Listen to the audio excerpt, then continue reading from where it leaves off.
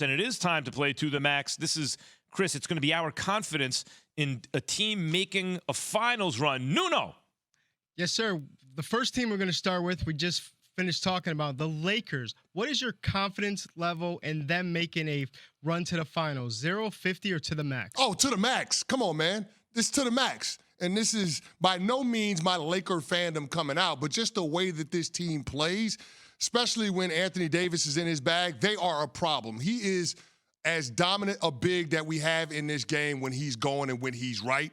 And the ability to be able to force fouls and get to the free throw line and get easy buckets, it creates so many more opportunities for everybody else. So I love the way that this Lakers team is playing, and they're playing their best basketball at the right time in the season. You want to be building momentum as you're getting ready for the postseason. They've won 7 of the last 8 games.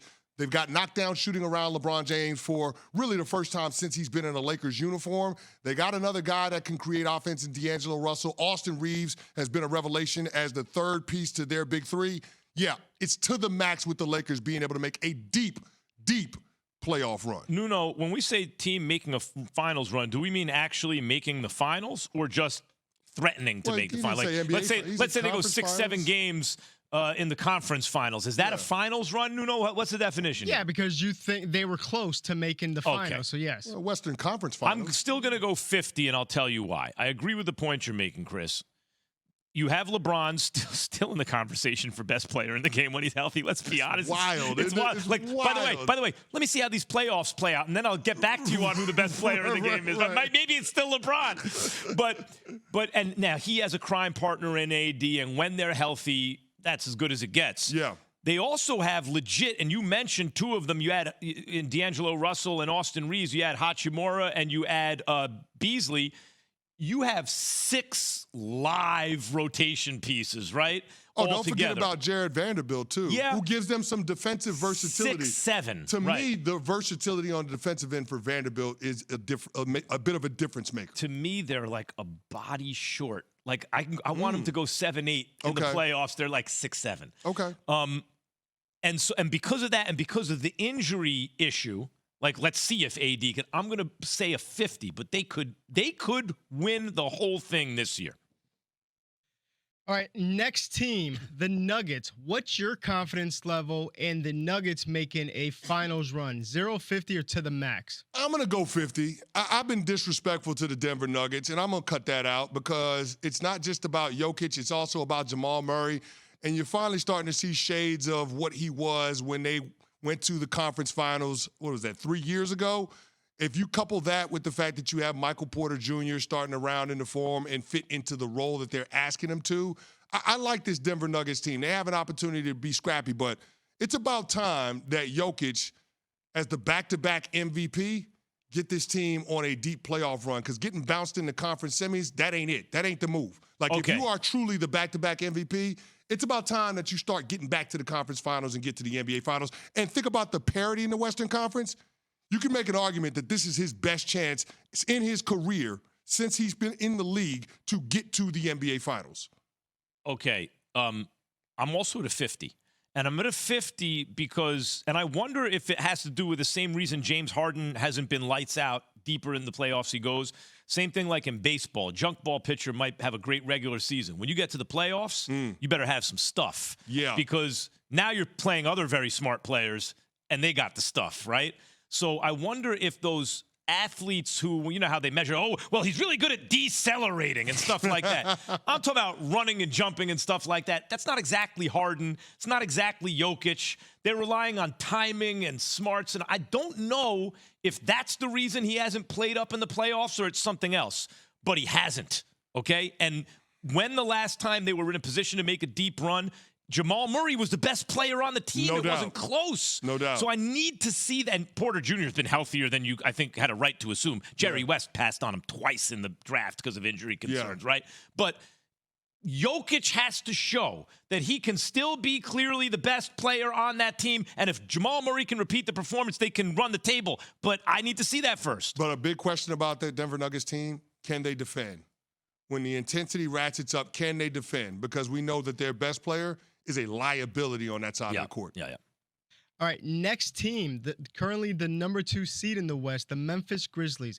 What's your confidence level in them making a finals run? 0, 50, or to the max? I'm going to go 50, and the dunk that John Moran had on the Portland Trail Blazers last night changed things a little bit for me. Like, it looks like he's got his swagger back, and when he's going, it's clear that that rest of that team feeds off of that.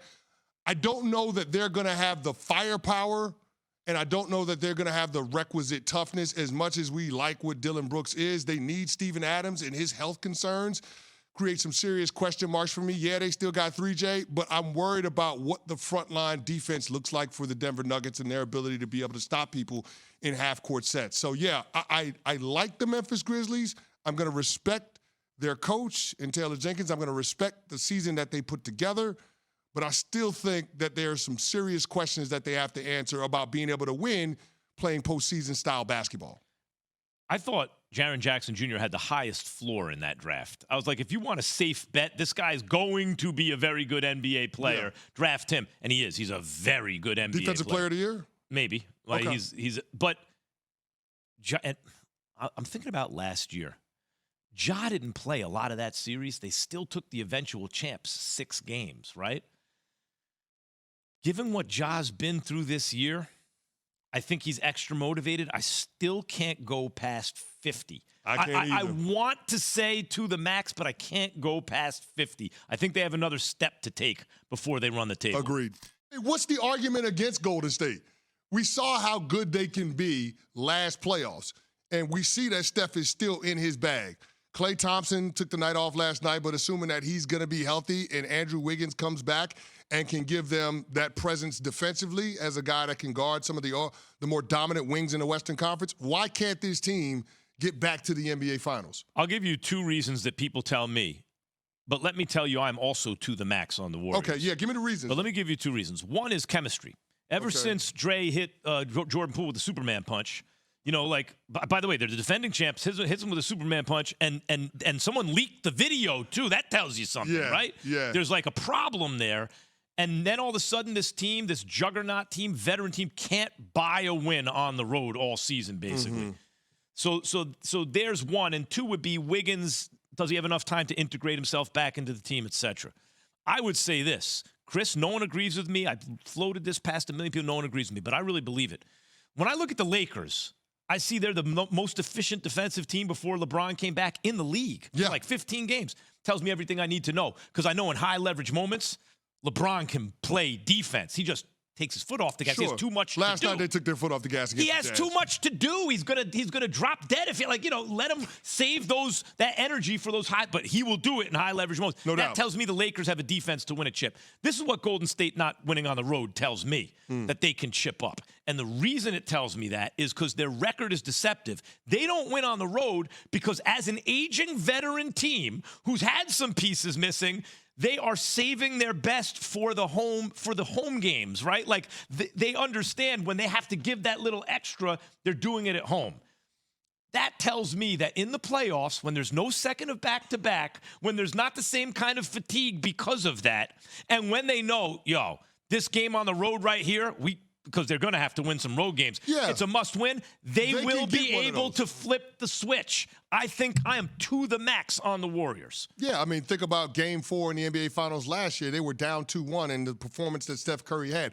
They'll get the one on the road in the playoffs that they need, and they're virtually unbeatable at home. Good luck. I also feel like Steph has turned a corner as a clutch player. Where when I say, by the way, kids still just coming around on that one? Well, I mean, listen, his finals were never as good as his regular seasons until recently.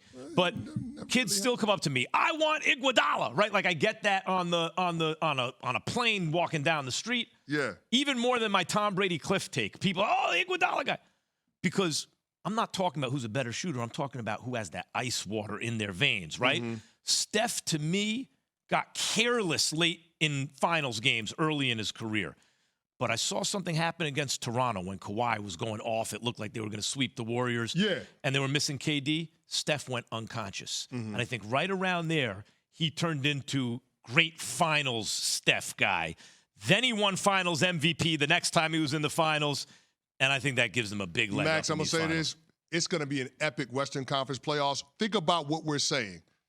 we're 50% on the Denver Nuggets and the Memphis Grizzlies, and we're to the max with the Lakers and the Golden State Warriors. Well, you were to the max. We're 75 if you average us on the Lakers. I'm 50 on the Lakers. There you go. They need a little more depth. Hating on the Lakers. I'm not hating on them. No, I think they can win the whole thing. All right, Nuno.